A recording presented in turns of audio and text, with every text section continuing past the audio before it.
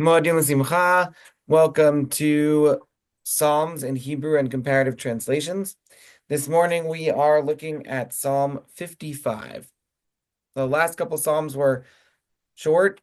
This one is a little bit longer, but we'll have the opportunity to think about the themes that have been developing over the last few Psalms, which were all called Maskil LeDavid, sort of more intellectual approach to Psalms, not necessarily this whole time we've been talking about what is the emotion evoked by the Psalm.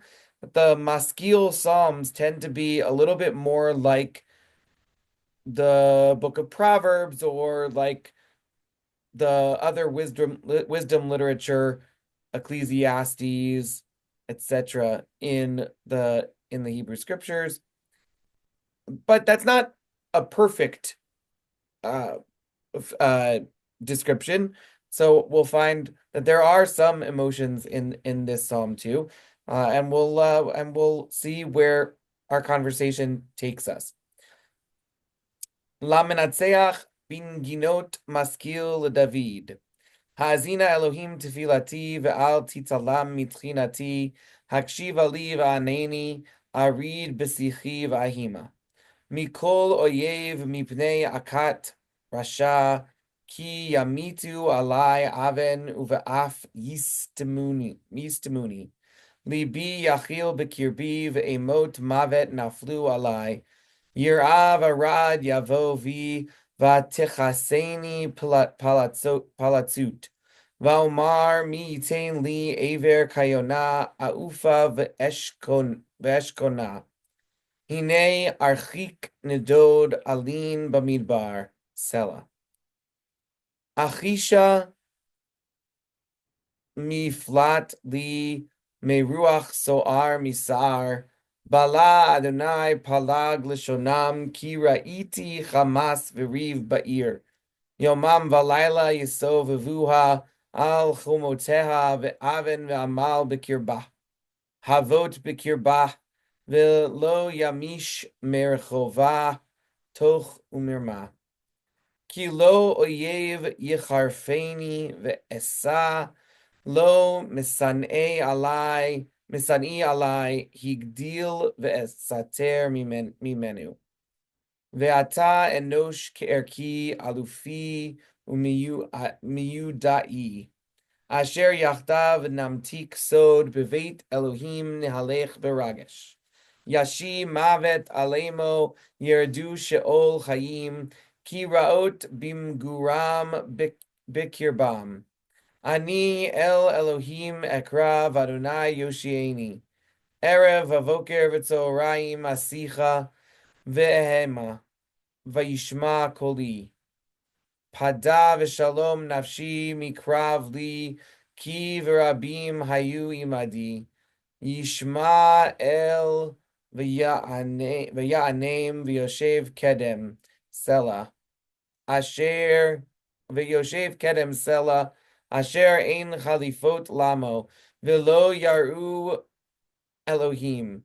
Shalach yadav bismolo chilel brito, chalku machmaot piv, ukrav libo, raku devarav mishemen vehema pitichot. Hashlech al Adonai yahavcha, vehu yichalkelecha, lo yitain leolam mot letzadik, ve'ata Elohim toridem liver shachat, anshe damim umirma lo yechetzu yemehem, vani evtach bach. And we'll read a translation. For the leader with instrumental music, a maskil of David.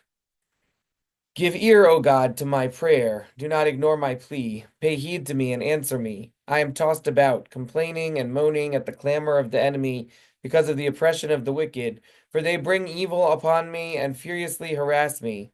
My heart is convulsed within me. The terrors of death assail me.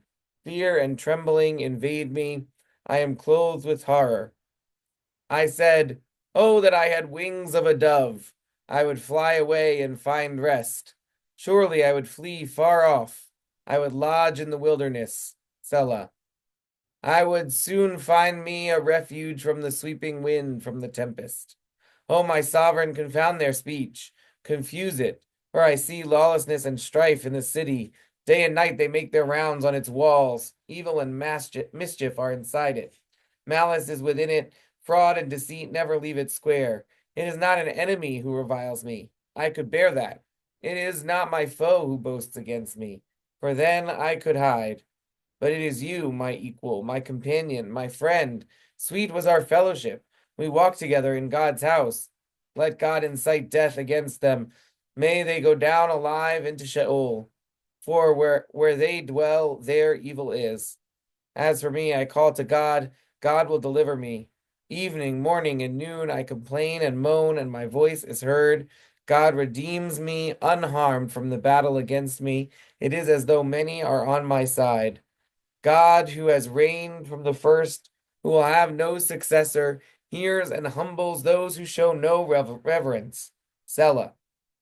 My companion caused harm to allies and broke a pact, with talk smoother than butter, yet with a mind set on war, with words that were softer than oil, yet in fact were drawn swords.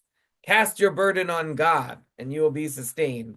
The righteous will never be allowed to collapse. For you, O God, will bring them down to the nethermost pit. Those treacherous murderers, they shall not live out half their days. But I trust in you. I'm going to read the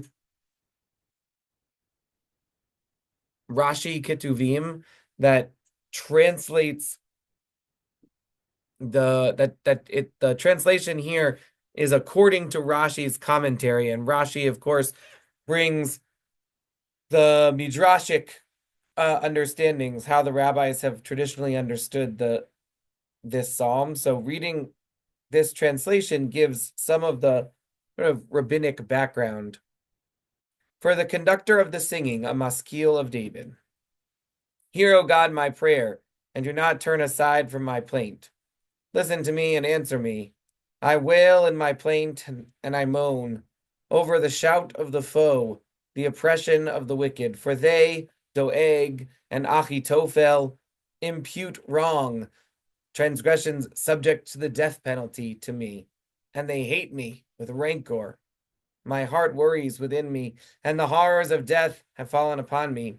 Fear and trembling have come upon me, and trepidation has covered me. And I said, would that I were given the wings of a dove. I would fly far away and dwell in safety. I would wander far away from my foes and abide in the desert forever. I would hasten to find a refuge for myself from the raging wind, from the whirlwind. Destroy the foe, O Lord. Divide, that is, confound their tongues. For I have seen, instigated by them, violence and strife in the city. Day and night, they, violence and strife, encompass its walls, and iniquity and wrong is within it. Destruction is within it, and blows and deceit do not depart from its streets. For a foe would never shame me, and I bore it, but I would kill him. And my enemy never vaunted himself against me, and I hid. But now, perforce, I must bear it. For you, Doeg, Achitophel, are great in Torah. You are a man of my standing, my prince and my exalted one. Together we would sweeten counsel in Torah. In the house of God, the study halls, we would walk in a throng. May he incite the angel of death against them. For there are evils in their dwellings, in their midst. I will call to God, and the Lord will help me. Evening, morning, and afternoon, the 3 daily prayers, I will plead and moan, and he will hear my voice. He has always redeemed my soul for peace in my battles because of the many who were with me, the many who prayed for me. May the Almighty hear their prayers and answer them, the dweller of the world from time immemorial. For they, the wicked ones who pursue me, do not give heart to their passing from the world, and they do not fear God. He, Achitophel, stretched out his hands against his ally. He violated his covenant with me. Smooth were the butterings of his mouth, but his heart was for war. His words were often softer than oil, but they were curses. And the Holy Spirit answers, cast your burden upon the Lord, and he will sustain you. He will never allow the righteous one to falter. David responds, and you, O God, bring them down to the pit of destruction. May men of blood and deceit not live out half their days, and I will trust in you. And I'll just read one more translation. For the chief musician with stringed instruments, a maskil of David. Give ear, God, to my prayer. Do not hide yourself from my plea. Listen to me and answer me. I am restless in my grief, and I am distraught at the clamor of my enemy because of the oppression of the wicked. For they bring down misery upon me and fiercely assail me. My heart is in anguish within me. The terrors of death bear down upon me. Fear and trembling have beset me. Horror overwhelms me. I said, oh, that I had the wings of a dove. I would fly away and be at rest. I would flee far away. I would lodge in the wilderness. Selah. I would quickly find a shelter for myself from the raging wind and the tempest. Lord, confuse and break up their schemes, for I see violence and strife in the city. Day and night they go around its walls. Trouble and mischief are in its midst. There is destruction everywhere. Fraud and deceit never depart from its streets. Yet it is not an enemy who reviles me. That I could bear. Nor is it a foe of mine who treats me with scorn, for then I could hide from him. But it is you, a man like myself, my mentor, my intimate friend. We used to take sweet counsel together as we walked with the throng to the house of God. May incite death against them. May they go down alive into Sheol, for evil is in their dwellings, in their very midst. But I call to God, and the Lord will save me. Evening, morning, and noon I complain and moan, and he hears my voice. He rescues me unharmed from the battle that is waged against me, for many are hostile to me. God, who is enthroned from of old, will hear and humble them. Selah. For these people never change and have no fear of God. That man attacked those who were at peace with him. He violated his covenant of friendship. His speech was smoother than butter, yet war was in his heart. His words were more soothing than oil, yet they were swords drawn. Cast your cares upon the Lord, and he will sustain you. He will never let the righteous man fall. For you, God, will bring them down into the deepest pit. Bloodthirsty and deceitful men shall not live out half their days. But I, for my part, will put my trust in you. So, first thoughts, reactions.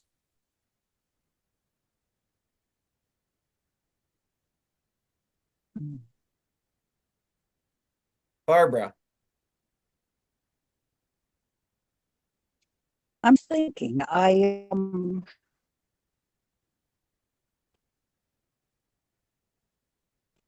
it sounds to me and feels to me like a very good description of someone who has been betrayed by a friend who was a spiritual friend, and how hurtful that is.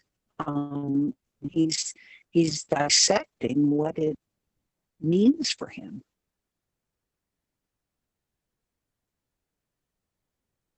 Yeah. I think. Yeah. You know, Alba. all of the translations, only one of them, they talk about a dove. I wish I could get on a dove and have wings like a dove and fly away from these jerks that are surrounding me. And I agree completely with Barbara. Somebody pulled a quickie on him, and he's like really irritated about it. And I can't stop laughing. When I hear you read this, I just can't stop laughing.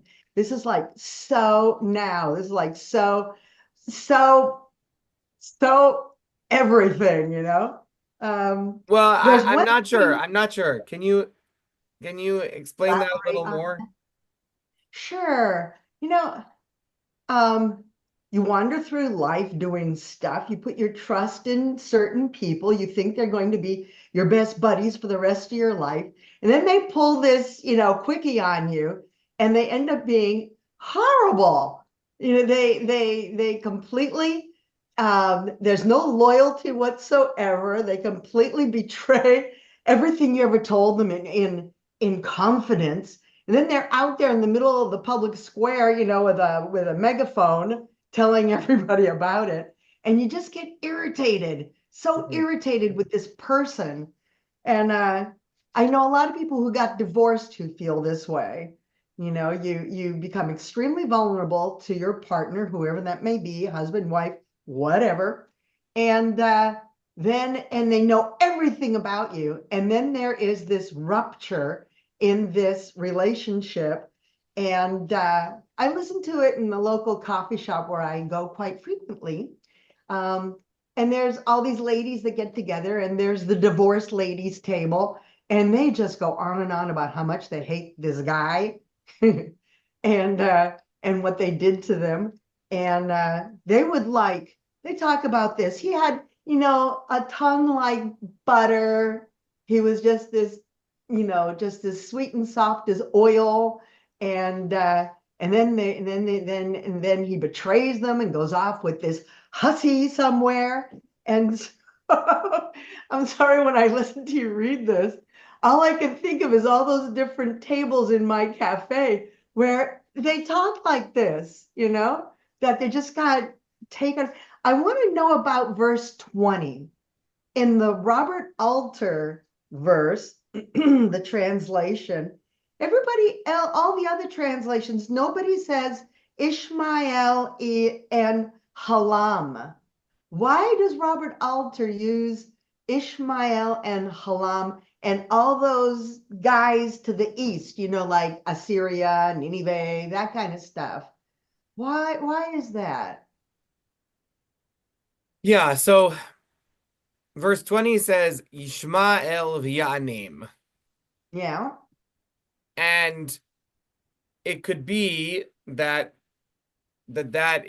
means uh um that God will hear, right? Yishmael right. has a meaning, but it could also be the name of a person.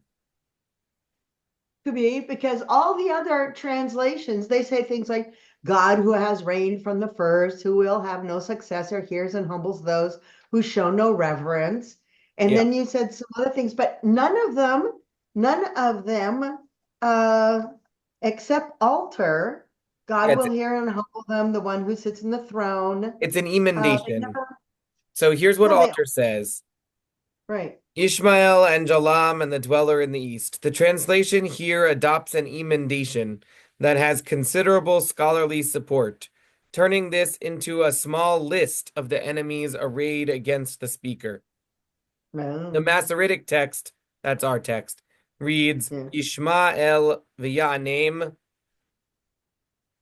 v'yoshev kedem, literally and unintelligibly. God hears and answers them and is seated as of old.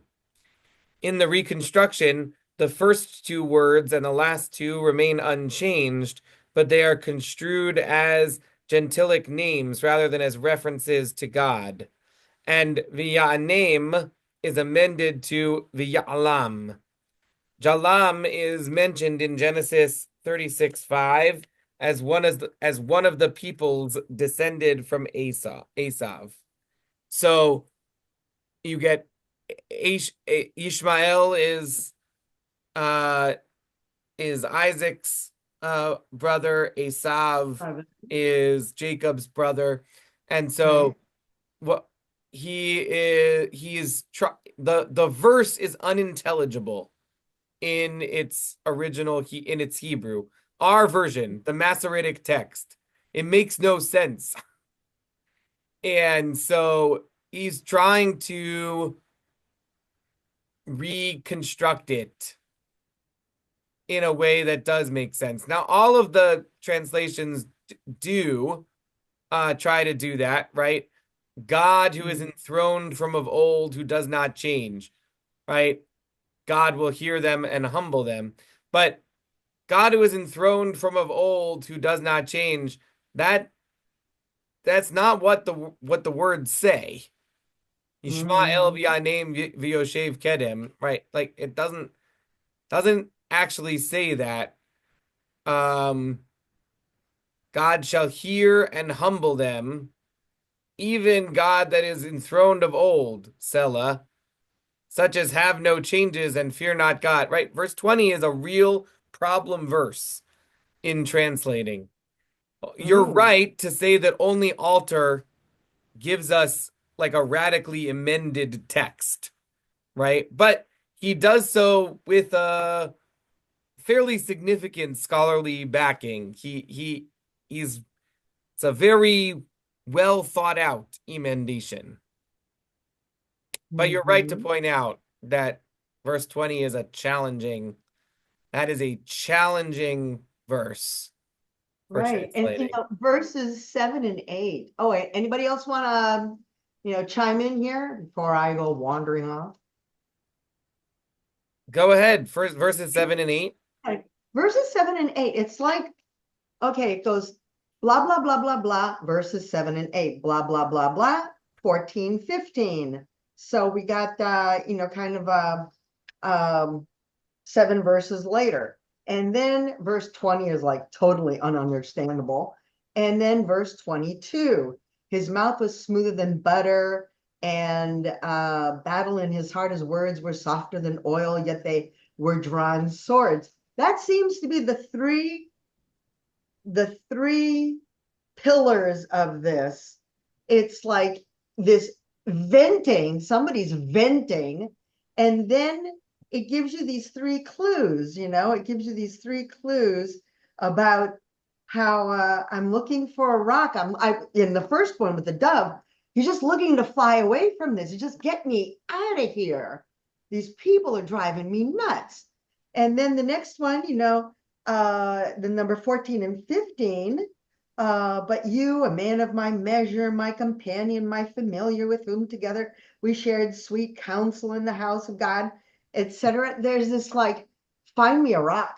I am just like so adrift around here, and I just need to know that there's somebody I can depend on, because everybody else is just being just awful. And then that, sweet as butter. There's it's like that thing with kisses sweeter than wine. Where does that come from? It's a Peter, Paul, and Mary song. No, no, it's a psalm. It's a psalm. Peter, Paul, and Mary got that from a psalm, but I can't remember which one. With I mean, maybe and it's from Song of Songs. Yes. it could be, yeah, it could be Song of Songs, with kisses sweeter than wine. There's this Yeah. hope with a I relationship think with in Song of somebody Songs, or I think something. with Song of Songs, it's even more explicit. Your Oh nectar yeah, is as sweet as wine. I the think, nectar is sweet as yeah, wine. I I think I always kisses was the interpreted that family as version. not necessarily like, well, whatever. Yeah, yeah, yeah, yeah. But there's always that hope at the beginning that the sweet words and the charming attitude and all of this, and you get married under the chuppah, and you think it's everything's going to be just fine and dandy with the little bumps in the road sometimes, but you don't expect complete betrayal of somebody. Yeah. And I can see why so many women that get divorced are so bitter. Yeah. God, you can So taste. Abba's reading this psalm, and the emotion behind it is absolute betrayal. Oh yeah. And the the most prevalent form of this kind of betrayal that you experience in your life is the betrayal of former spouses to each other.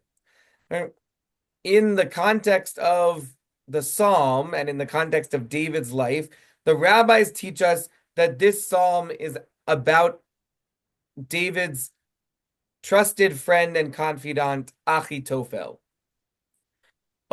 When you read the book of Samuel and Kings, and you find out about Achitophel. Achitophel is one of David's most important trusted advisors, renowned for wisdom and strategic counsel, right? And he is in David's inner circle. And David, of course, has many wives and many children by those wives. And we know, because we read the Bible, that Solomon becomes king. But it wasn't obvious that Solomon would be David's successor. Solomon was like the second son of a very minor wife. And Achitophel, he threw in his lot. He uh, thought that David's son Avshalom should be the next king. And unfortunately for Achitophel, Avshalom declares his kingship before David's death. I mean, I don't know whether he really was declaring kingship or whether he was declaring sort of crown princeship, right? That he was the one who was going to inherit, but he was declaring it, not David. And David was still alive. And Achitophel,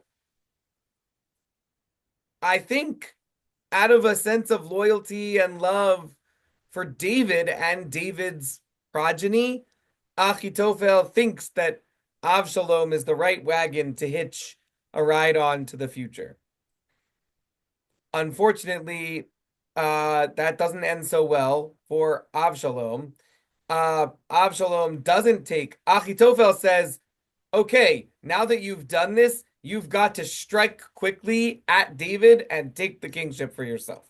And another advisor who also has ties to King David and maybe is like a secret advisor who is giving bad advice or advice that would be good for David, but not advice that would be good for Avshalom, convinces Avshalom not to attack David.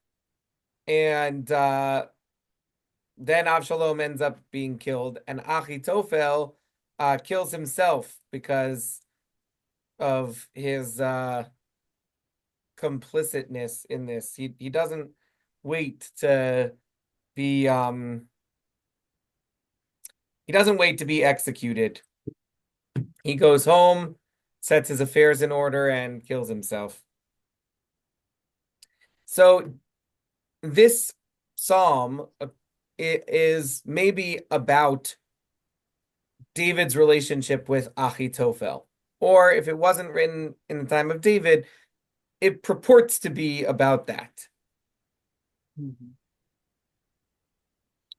So when it says, but it was thou, a man, my equal, my companion, my familiar friend, we used to walk together and right and study Torah together. We would go to the house of God together. We were intimate bosom friends. And David listened to Achitophel's advice and counsel for many decades of David's kingship. But it didn't end well. And David is truly torn apart by this betrayal. Mm. You ever see Larry. that movie with Richard? Oh, sorry, No, Larry. no, go ahead, Alba. No, no, but Larry had something to say. Go ahead, Alba. Oh, okay.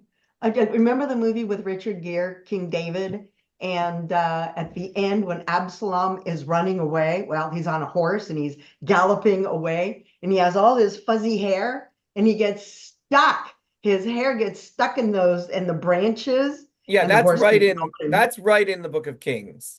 Right, and he's hanging there, and the guys that are chasing him, that are of course supporters of David, they just stop galloping. They just kind of wander up to Absalom and kill him. And it's really well done cinematographically.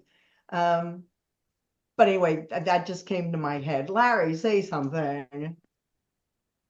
I lived through this. I had a friend who's now dead, who I had helped through his career, and we did a lot of good work together, who bought into my company, which I didn't need any investors, but he convinced me that he should buy in. And he ended up wanting to be equal partners with me. And I said, okay. And then he said, and my son. So he actually had ownership. And what I had never really realized, others had told me, but I saw that he resented the help I had given him over the years. He had great management skill, and I had pretty good innovation skills with no management skills. And the two of us were a very good team. And I even introduced him to a monastery up in. He was a very rich man. He lived in Aspen, and I introduced him to a monastery that I used to go to for contemplative retreats. And he was in love with that as well, the simplicity of it. And then he betrayed me. He tried to take over everything and basically just press me down into the company and make me a serf in his company. So uh, uh, I said, we've got to break this. And he got very angry and said, no, no, and made my life horrible. And we ended up suing each other to separate. He didn't want to separate. I wanted to. Went to a judge who said, this is a divorce. And gave us the terms of separation. And my friend, I still to this day, even though he's dead, always regarded him as my friend, who somehow the closeness of us, the closer someone is with you, and the more your lives can be wrapped together. It just reminds me of the brothers, the all the brothers throughout the Bible who are the worst enemies of the protagonist. They're closer to you, and it magnifies somehow the opposition. Opposition is, I'm convinced, is a fundamental force of nature. It's both spiritual and material. And the pain of someone that close to you attacking you is double, triple, quadruple the pain of enemies. Enemies you expect it, you deflect it. But someone you've opened your heart to, when they betray you, is a dreadful thing. Yeah. His parting words to me were, Weiss, I will hurt you any way I can. This is after. And so I stayed away from him. But I always, in my heart, forgave him, never tried to hurt him, and wished him well. He did not wish me well, but there was always pain in it, and I stayed away from his extended family to not bring them any pain either. But of all the attacks I've had on my life, and person and physical and otherwise, over the years are as nothing compared to the pain that this very close friend of mine, who we'd even together in the house of the Lord, we it's almost as if this psalm was written for me. The key difference is the psalmist is angry at this and wants death to happen to his protagonist. I did not. My motivation, I didn't feel that way. So I just felt a complete equivalence of everything he was saying until that piece. Kill him, God, do away with him. I couldn't wish that on him. I wished him not even enlightenment, just peace. Yeah. Yeah, when the psalmist writes, it is not an enemy who reviles me, I could bear that. It is not my foe who boasts against me, for then I could hide. but it is you, my equal, my companion, my friend. Sweet was our fellowship, right? That is the essence of betrayal. We, Mm, I up till this point, I feel like most of the Psalms that we've read that have enemies in them, the enemies are enemies. mm, But this Psalm, it is not about an enemy. It is about a friend turned enemy. And that is very powerful, very challenging, very upsetting. It's a Alba. very emotional, Yeah, so poem. emotional. mm. Alba. Okay, well, verse 10.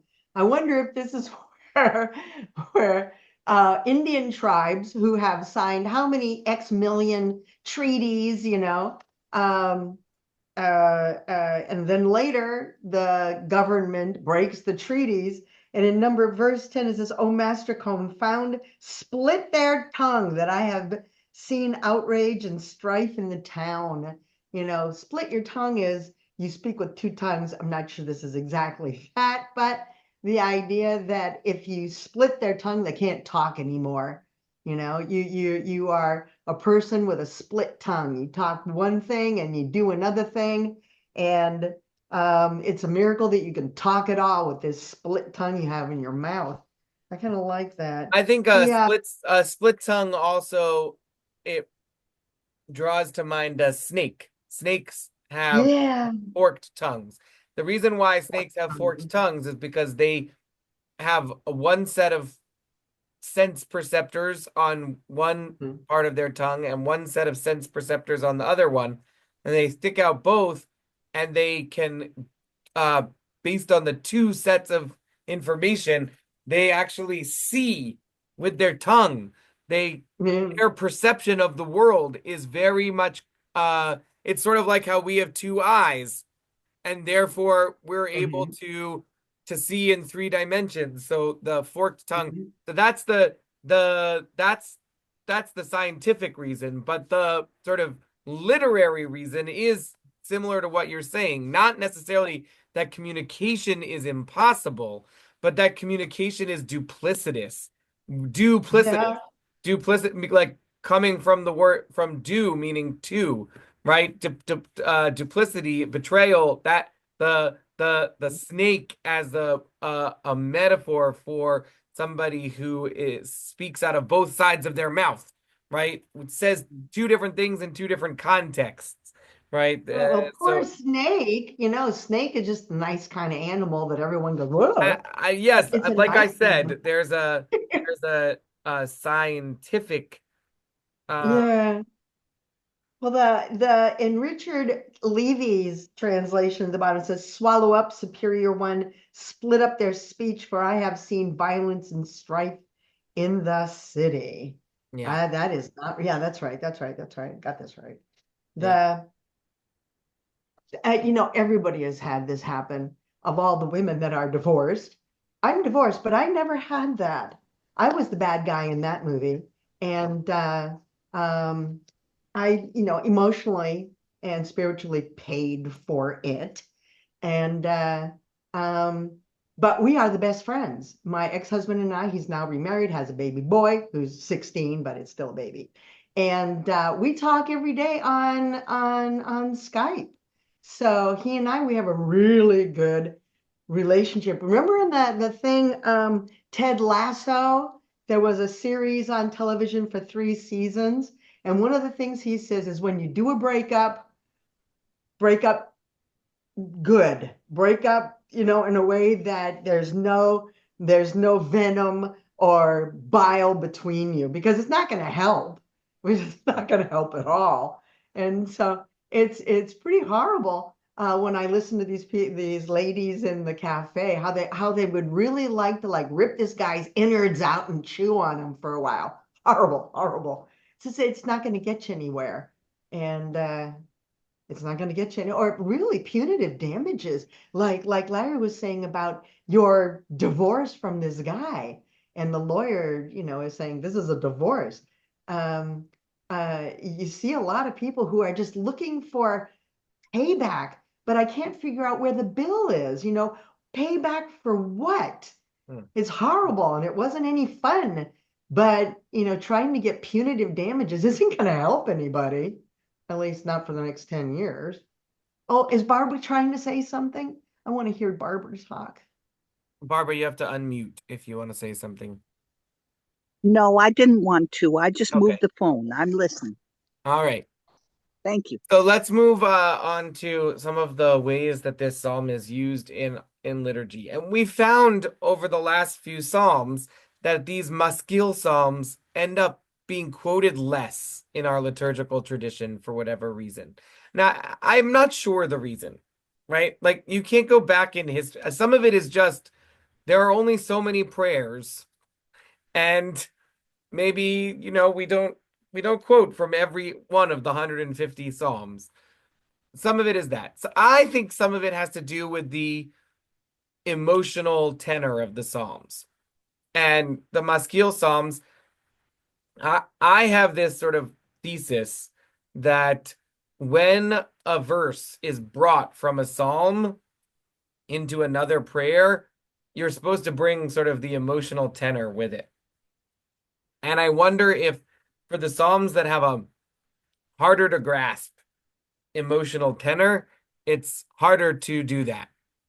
Also, the last couple psalms that we looked at were short, and so maybe there just wasn't language that was really beautiful. But in this psalm, which is longer, there are several things that are quoted by our tradition. So the second half of verse 2, Ve'al titalam mitchinati, do not ignore my plea. That phrase is paraphrased, that is, it's turned plural. Ve'al titalam mitchinatenu, Heye na karov l'shavotenu, Yihi na chastecha l'nachamenu.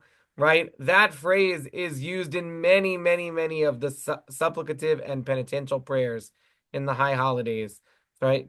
Ve'al titalam mitchinati, that phrase, that is used many times. And David uses that right at the beginning, right? Right at the beginning. God, don't ignore me. I'm pouring out my soul here about this experience that I had with my beloved friend who turned against me. Don't ignore me. So verse 6 is also used in the special prayer for Simchat Torah. About it all, we are ashamed and embarrassed, and our soul will hiddenly cry. Fear and trembling will come to us, and terror will cover us. And so now we shamefacedly repent and regret and want to make our will to be like your will. The fear and trembling will come to us. That's a quote from our psalm. The second half of verse 9, Me ruach so'a misa'ar, from the sweeping wind, from the tempest. That is used in a prayer on the 10th of Tevet, which commemorates the beginning of the siege of Jerusalem by Nebuchadnezzar, the king of Babylonia in 586 BCE. And the whole paragraph, it's really a beautiful the whole thing is just many, many beautiful stanzas that all rhyme. And I tried to this is my translation. I tried to translate it so that you would get a sense of the rhyming. From those at the gate was the mantle removed. Divine wrath like fire was fiercely approved. From Lebanon's forest the splendor was moved. A storm wind howls, my skin stands afraid. So you get the same sense in the Hebrew. Mishvei sha'ar he'evir aderet. Hamato ka'ish hiv'ir vehirim ateret.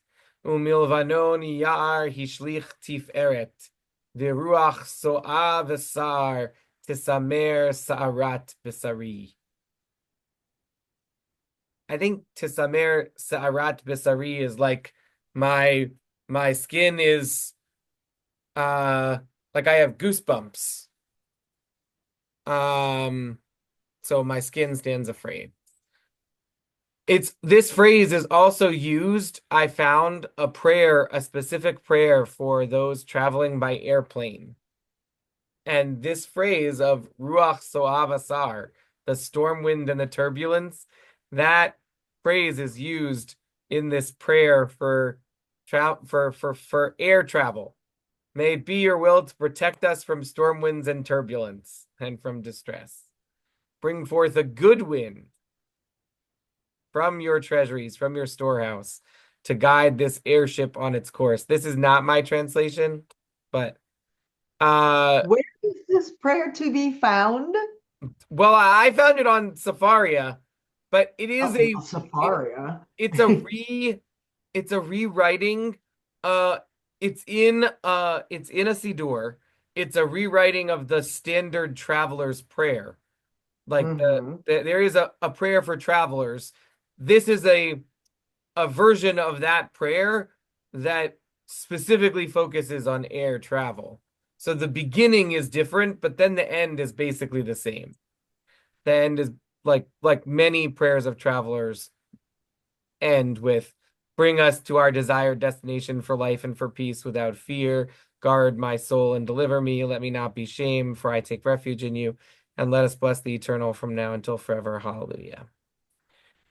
So it's traditional to study Pirkei Avot, which is a section of the Mishnah during Saturday afternoons in the summer. Because in the summer, Saturday afternoon goes on and on and on, and Shabbos doesn't end until 9, 9:30, whatever. And so there's a custom that between Mincha and the end of Shabbat, between the afternoon prayer and the evening prayer at the end of Shabbat, that you should study a chapter of the Mishnah, and you start right after Shavuot, and you get through. There are 6 chapters, I think, and you get through them. You get, I think, 3 times through the whole 6, and then the last 3, you do 2 chapters each week, and then you get to Rosh Hashanah. So it's a really nice thing for summer Shabbat, summer Shabbatot. And there's this beautiful passage in Mishnah Avot, chapter 6 of the 6th chapter, the third Mishnah of the 6th chapter, and it says there, Halomed mechavero perek echad, o halacha achat, o pasuk echad, o dibur echad, o afilu od echad, tzarich linhog bo kavod. Right, a person who learns from someone else, even one letter of the Torah, is obligated to treat that person with honor. And the Mishnah itself quotes from the story of Achitophel.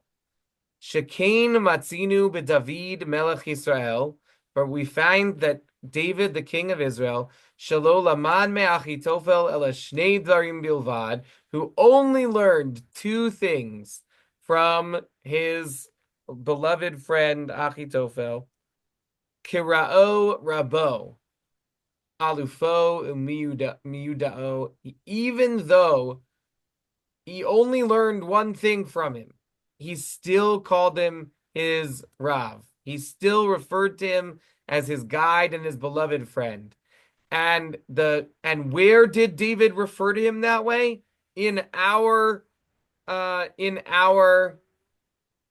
psalm, where he says, "A man mine equal, my guide and my beloved friend." Now, I think it's likely that David said that about Achitophel because he actually learned lots of things from Achitophel. So, setting aside the historical character of Achitophel, the Mishnah is saying, listen, Achitophel was no friend to David. He was a betrayer. But even though he betrayed David, since David learned from him, David referred to him as his Rav, as his master, as his rabbi, as his beloved equal and friend. And we can learn from that anyone who teaches you anything, you should treat them with respect and with the gratitude of having learned something from them. And I think it's just a beautiful idea, and it's so interesting and powerful that it's a quote from this psalm, which is not at all obvious. Um, Verse 15 is used in an anthology of verses in the Slichot prayers from Tzom Gedalia. Verse 15 is with whom together we shared sweet counsel in the house of God, in elation we walked. So Tzom Gedalia is a fast which is one of the fast days that is connected to the destruction of the temple. So I think it's being used there in the context of like the house of God we used to go to is a destroyed house of God now. The phrase from the first half of verse 18, Erev Vavoker V'Tzoraim, that is used in the Amidah, in our daily whispered prayer that we say 3 times a day. So that phrase, we use that phrase all the time. Now, I don't know whether when somebody wrote that prayer, the Modim prayer, whether when they said that we're praising God morning, afternoon, and night, whether they meant to be quoting this psalm. But I just said in English morning, afternoon, and night, which is how an English speaker would naturally say that. And the Hebrew here is evening, morning, and noon. And so it's not impossible that this is a quote from the psalm. Verse 19 is used as part of special editions to Mariv on Saturday night. The first half of 23, which says, cast your burden on God and you'll be sustained, that is used in a special prayer to add to your morning prayers if you're going to spend the day doing business. So, Larry, I thought of you because last week you talked a lot about what it means to pour out your burdens to God and to cast out and this psalm says that explicitly in a verse. And I found this prayer. I'll find it again and send it to you. I found this prayer about doing business, really masao matan, the business of buying and selling. And it uses this idea of the sustenance that you get from pouring out your burdens to God. And specifically to add to your morning prayers when you know you're going to be engaged um, in that kind of day. You're Verse, saying verse 19? yeah, no, verse 23, the first half of verse 23. Verse 23. Okay. Yep, verse 24, which is the last verse of our psalm, that is also quoted in Pirkei Avot, which we looked at just before. V'ata enosh kerki alufi umiudai. But here, verse 24 sets up the difference between the disciples of Abraham and those of Balaam. Those of Abraham get this world and the world to come, but the disciples of Balaam descend to the pit.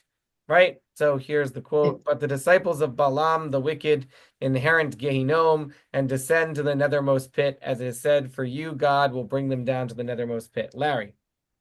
I take something else out of that is very congruent, is that if you are engaged in strife of some sort of business strife, and someone particularly is trying to do you in, uh, you have a choice of what you do. You can either put your energy into getting back at them or cast your burdens on God and let that unfold. Let Yeah. that unfold. Yeah. And there's such wisdom in that. Mm. Our natural instincts are to uh, tit for tat, give it back. Yeah. But in just letting it dissolve, let God dissolve it by casting the burden onto the Lord.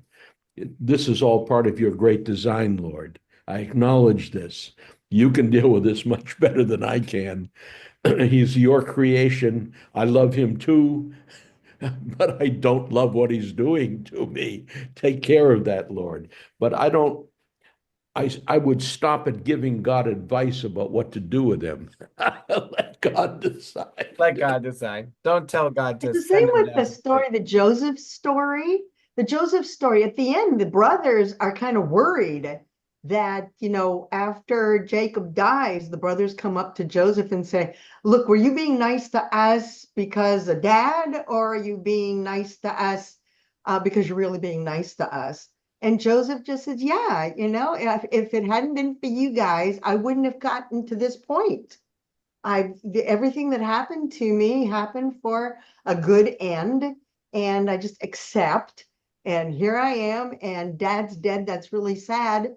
And you guys just keep living your lives. I'm not going to change just because, you know, you guys lived with a lie for what, 20 years? Hmm. That must have been enough prison sentence for you, because you get a bunch of guys keeping a secret from dad who probably already guessed what happened, and they have to maintain this tension between what they did and they don't know how it ended, and their dad, whom they should have told what happened honestly, but they didn't. That tension must have just torn them apart. Yeah. And so when they get to Egypt, and Joseph is there and they come to him and you say, well, you being nice to us because of dad or what? He doesn't need to give them any more punishment. They already punished themselves. Sort of like, Dostoevsky, this crime and punishment thing that didn't have to punish him. He was already there for like 600 pages punishing himself. The longest damn book. Ugh. So we'll close out with this paragraph from Rabbi Richard Levy. As much importance as the Bible places on individuals in the straits, casting their troubles on God in prayer, this psalm reminds us that an important word for prayer, techina, also asks for God's grace, that is, for a gift we do not deserve. To ask for this gift reminds us that we should always experience what we are granted in life as a gift from God. Verse 23 urges us to turn whatever God grants us over to God. Help me understand how to deal with this benefit. Help me understand how to deal with this burden. It is one thing to wish we had wings. It is another to live as though we had them.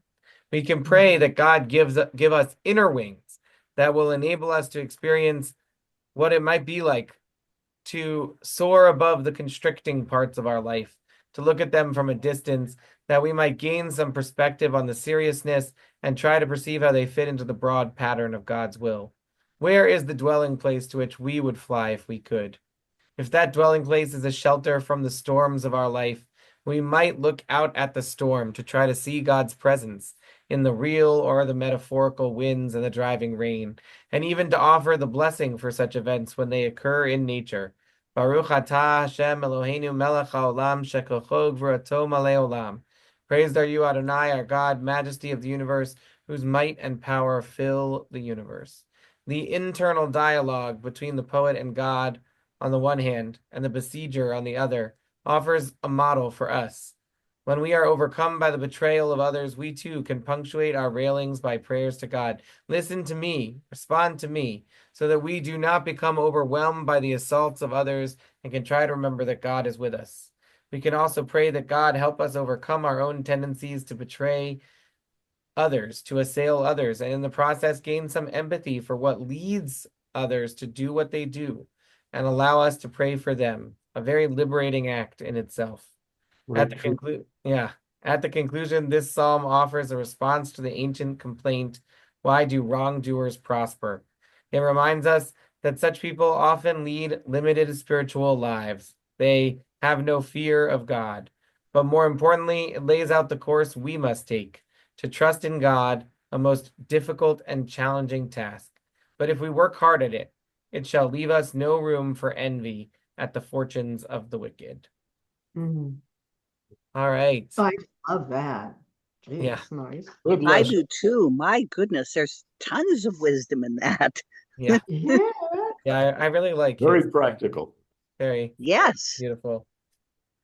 All right. Chag Sameach. Good Hug teaching, Samantha. Rabbi. Thank Fog you. Sameach, everybody. Chag Sameach. Bye. 3, 2, 1, click.